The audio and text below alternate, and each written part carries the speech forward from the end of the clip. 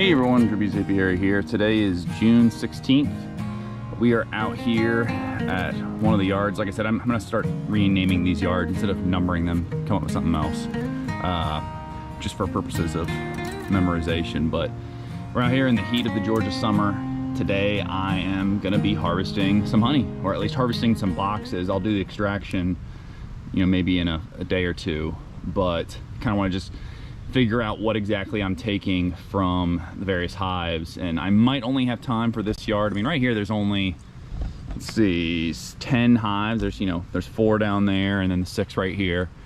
But if you've if you watched other people's videos, other beekeeping channels, this has not been the best year for our spring nectar flow, at least compared to last year. Don't know what it was, probably just the wacky weather, but because of that, knowing that the bees didn't get as much, I might not be taking as much this year.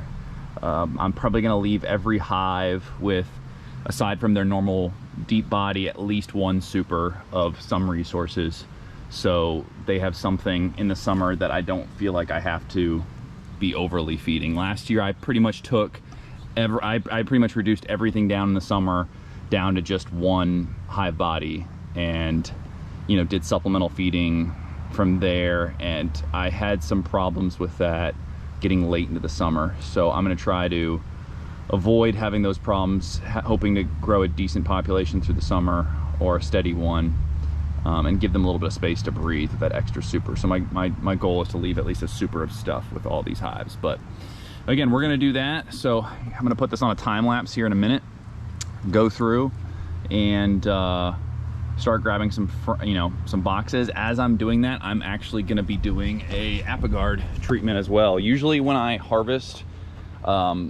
directly following in the spring, I will go out there and I will do a mite treatment. For me in the summer down here in Georgia, I prefer the Apigard, which I was hoping to, there it is, there's the front of it. You can see Apigard right there. We're going to be using a smaller dose because it is hot. Right now it's about 80 degrees Fahrenheit. If you read Apigard's instructions, once you start kind of getting above 70, you want to consider reducing the dose. Normally for a hive body, it's a 50, I think milligram, if I remember correctly, or milliliter dose.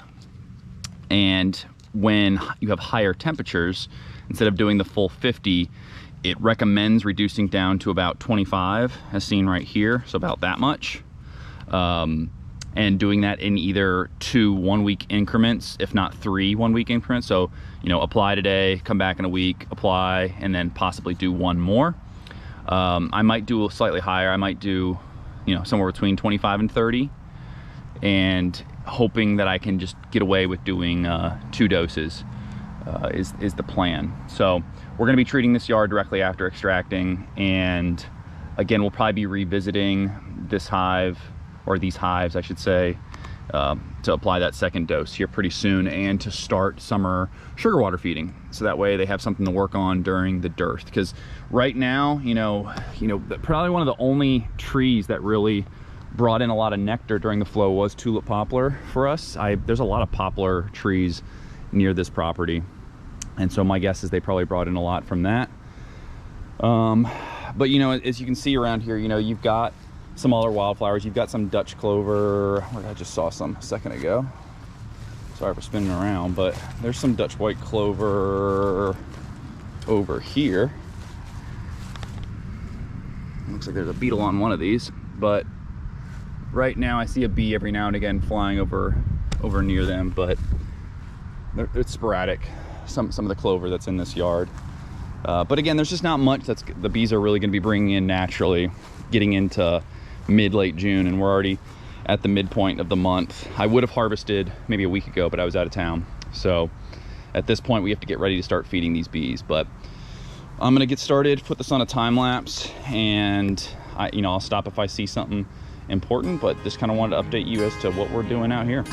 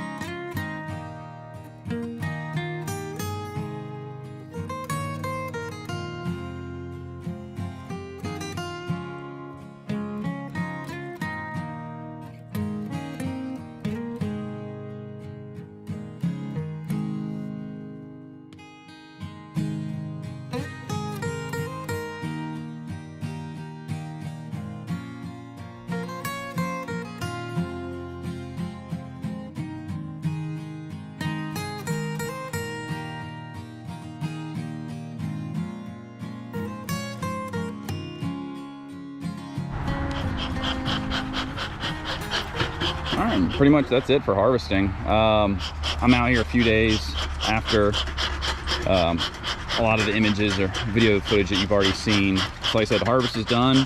I'm just going back through. I know I mentioned Apigard.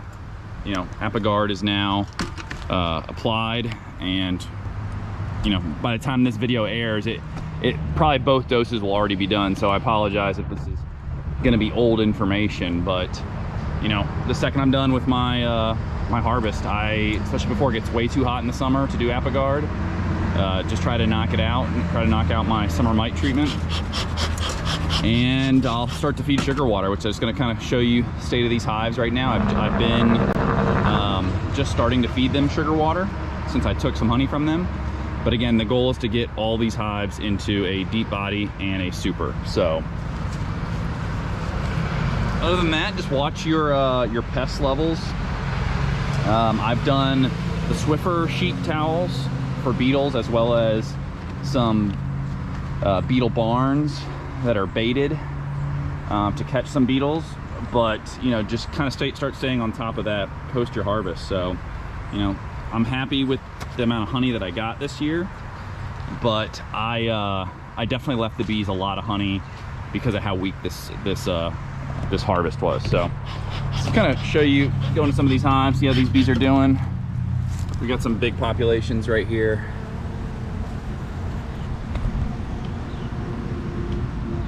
Even these little nukes that I'm hoping I can upgrade into 10 frame equipment here soon. But you can tell, see right here, they're already bouncing a bee out right here. This bee is getting tackled to the ground. That was probably one that was sniffing around like it shouldn't have been at the wrong hive. And you know, we are in that season where these bees are going to start to rob each other if you don't have a strong enough population. So if you've got a weak population hive, whether it's a nuke or something, keep its entrance reduced. Even if it's 10 frame, like these are wide open, but it's only because these have big enough populations to defend them. So just keep that in mind. All right, real quick peek at the bees, and then we'll give you final thoughts on the state of pretty much the yards across the board. Obviously you haven't seen all the footage, but there's a lot of stuff that you guys just don't need to see. I don't want to bore you with just too much useless stuff, but this is one of my stronger hives. So you have a beetle barn right here that's baited. I'll take that off. There's been an awful lot of earwigs in the hives this year compared to any other year. You know, leave a comment below if you've been seeing the same thing here in the south. I don't ever do anything with them. I'm not worried. From what I've read, little earwigs, they don't really do anything for the hive from most of the research that's been out there. I know they eat mites, but I don't know what kind of mites that they eat. So I'll take this off temporarily.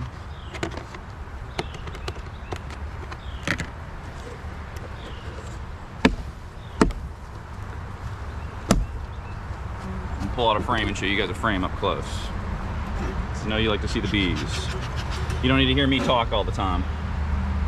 I'm gonna take an end frame actually.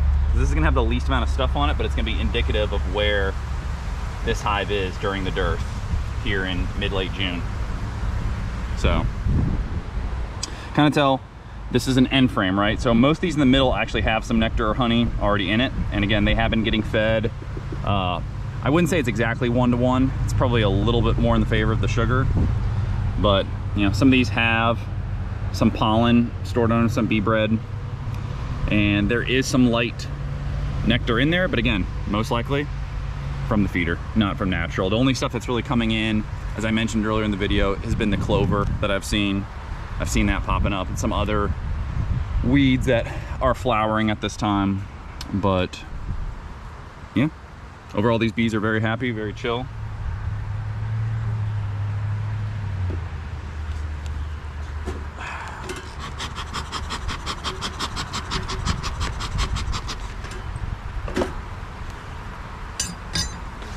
On average, a hive this size will go through one of these 1-gallon feeders basically in, I would say, almost 2 days time.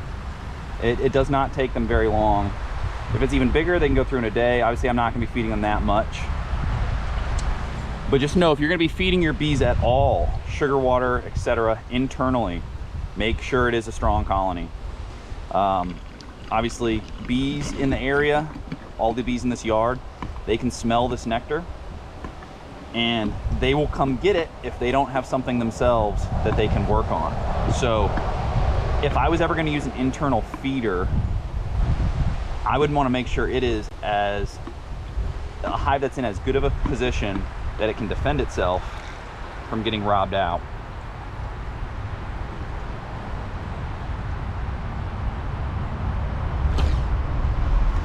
And on the flip side, you know, you also want to make sure if you're feeding one hive of bees, you probably want to be feeding all of them. Same logic. You know, if you're only giving sugar water to a weak hive, they're all going to gang up on it, and that's going to be the end of it.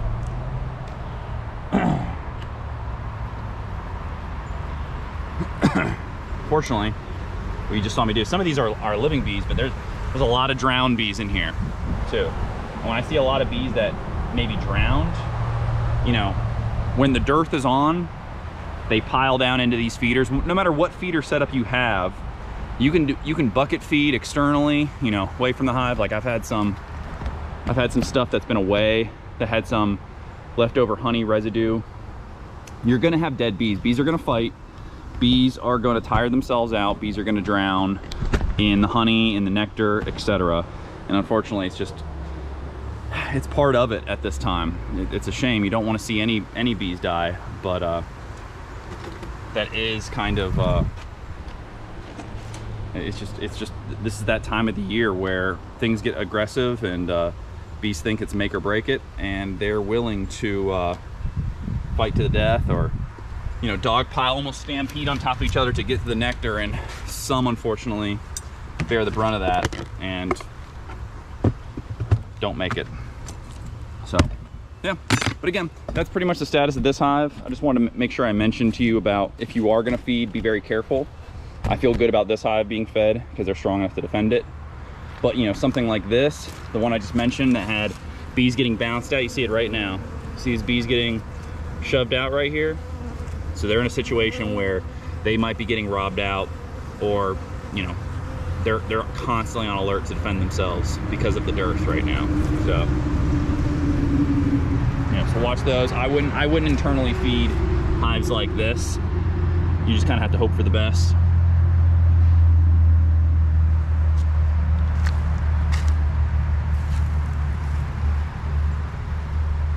But yeah, after this, I'm gonna get final thoughts.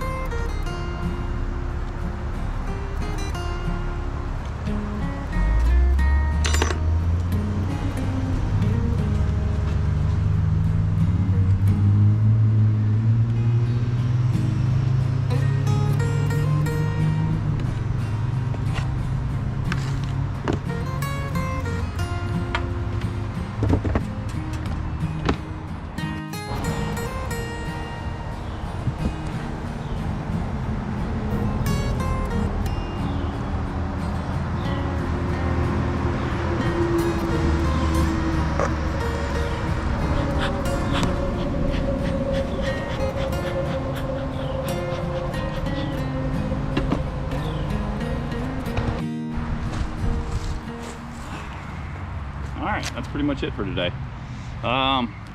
Or for this month's posting.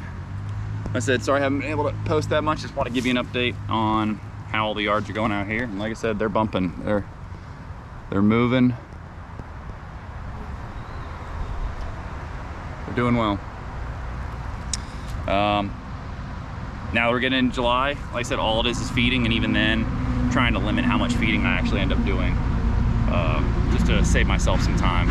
I'm probably gonna hit it hard with the feeding over the next several weeks. I've got some plans coming up later in the summer that's gonna make things a little bit harder for me to get out here and feed them, and that's also why I left them a lot of honey, so that way they didn't starve during the dearth. So stay on top of your bees. Good luck to y'all. Hope y'all got a good honey harvest. Like I said, I was happy with what I got, all things considered, with as short of a nectar flow as we had, but nothing we can do about that with Mother Nature. So hope y'all stay safe, take care, catch y'all on the next one. All right.